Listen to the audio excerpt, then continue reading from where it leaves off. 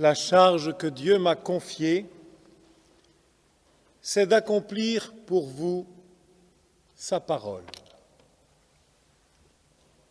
Cette phrase que saint Paul dit pour résumer son ministère, elle est valable aussi pour résumer notre engagement de foi à chacun d'entre nous. La charge que Dieu m'a confiée, la mission qu'il m'a confiée, c'est d'accomplir pour vous sa parole. Le Seigneur nous donne sa parole et nous sommes appelés à la recevoir. Et aujourd'hui, dans la première lecture et dans l'Évangile, on a ceux qui reçoivent le Seigneur. Abraham d'un côté, Marthe et Marie, qui à partir du simple, entre guillemets, devoir d'hospitalité, vont accueillir le Seigneur.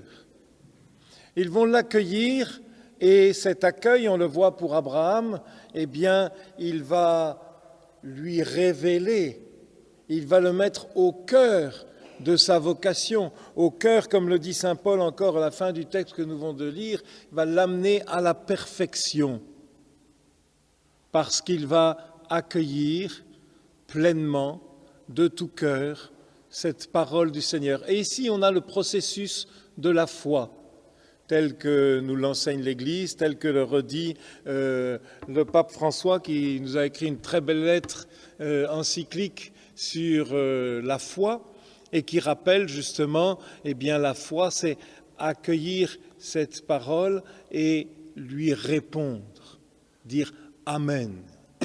Accueillir et marcher suivant cette parole, nous engager, laisser notre vie se dérouler. Et il commence au début, le pape, de son encyclique à dire, comme il l'avait déjà dit pour les autres, Benoît XVI, pour les autres encycliques sur l'espérance, est-ce que c'est encore une espérance pour aujourd'hui? Ici, pour la foi, il dit, mais est-ce que l'argument d'aujourd'hui, de dire la foi, mais la foi, ça nous coince, c'est en citant Nietzsche, disant, mais je ne peux pas aller à l'aventure, tu vas voir ta sécurité.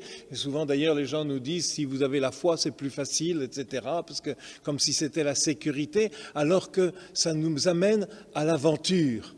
Abraham, il avait sa vie toute faite, toute tracée, et la parole du Seigneur vient l'amener dans une aventure incroyable, jusqu'à la pleine réalisation de ce qu'il est.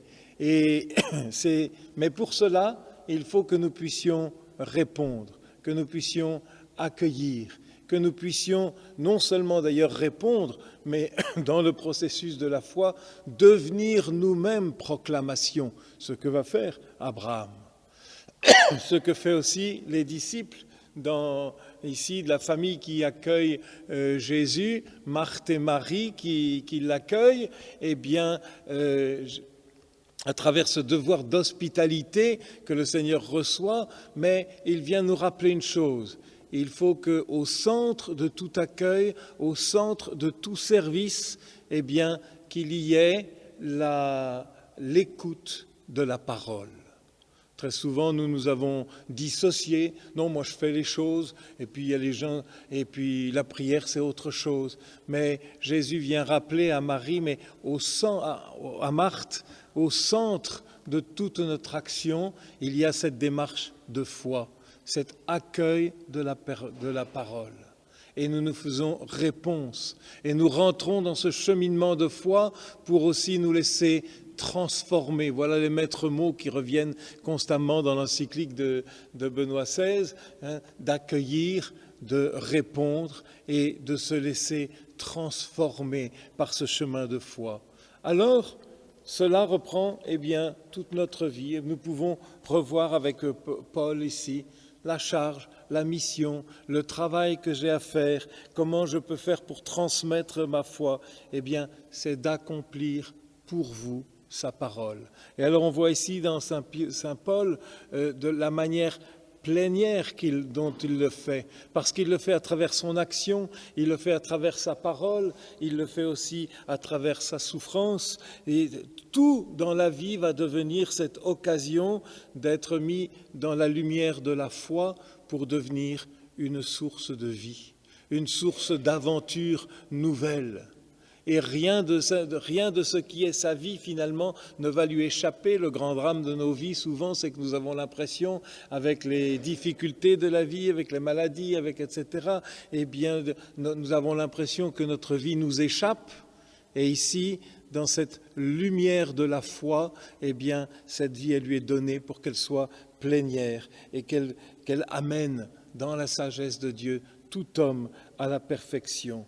Alors il le vit dans tous les éléments de sa vie pour s'ouvrir à ce mystère qui est annoncé. Et ici, saint Paul le redit un peu rapidement, mais il l'avait bien expliqué aussi dans l'épître aux Romains et dans l'épître aux Éphésiens, ce mystère qui est caché depuis l'origine, que Dieu n'est pas un ennemi, que Dieu n'est pas un surveillant, mais que Dieu nous aime, qui nous a réservé eh bien, ce développement plénier de notre cœur. Il nous appelle à la vie et il nous aide à avancer.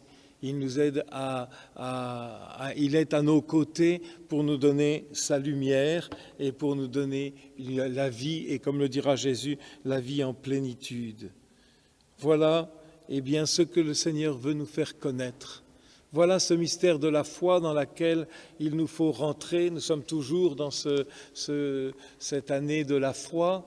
Nous sommes dans la semaine qui va commencer des JMJ, les jeunes avec le pape à Rio, pour justement eh bien, aider les jeunes aussi à rentrer dans cette démarche de foi, dans cette lumière de la foi que le Seigneur nous donne pour que notre vie soit plénière et qu'elle ne soit plus sans sens, sans direction, sans intelligence, mais que nous puissions, à travers notre vie, laisser cette présence du Seigneur eh bien, accomplir, la parole s'accomplir en nous.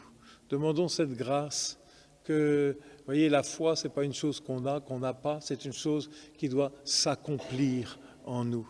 Cette parole que nous recevons, eh bien, comme Marie ici, attachée à recevoir, puisqu'elle est assise aux pieds du Seigneur, c'est la position du disciple, de celui qui boit les paroles, qui les reçoit, qui les retient et qui peut les répéter. C'est parce que cette année de la foi, elle est aussi pour nous aider à renouveler notre foi, à renouveler notre adhésion au Seigneur, mais nous ne pouvons pas nous arrêter là. Elle est, comme le dit encore saint Paul, eh bien, elle devient proclamation, pour que notre vie, par nos gestes, par notre être, par notre parole, eh bien, nous puissions communiquer cette lumière pour que chaque personne que nous vivions, que nous croisions, ne vive pas sa vie à moitié, mais qu'il puisse la vivre pleinement. Regardez les gestes d'Abraham, combien ils sont assez forts, alors qu'il est malade, puisqu'il vient d'être circoncis et qu'il est en train de faire la sieste sous un arbre. Il voit des gens passer et il court à leur devant. Et que fait-il? Eh bien, il va prendre soin d'eux, leur proposer simplement pour qu'ils soient bien, pour qu'ils puissent se détendre, pour qu'ils puissent être eux-mêmes, pour qu'ils puissent reprendre des forces dans le voyage qu'ils sont en train de faire. Il se met au service pour que ceux qu'il rencontre puissent être en plénitude. Et c'est de là, dans ce service, avec la parole au milieu, avec cette promesse du Seigneur, puisque c'est là aussi où cette promesse du Seigneur, à travers ce service, à travers cet accueil, eh bien, l'annonce de la naissance d'Isaac, de ce fils tant attendu qui va arriver, puisque c'est un texte d'annonciation, c'est dans cette hospitalité, eh bien, avec la parole au milieu, eh bien, que vient se réaliser pleinement notre vocation.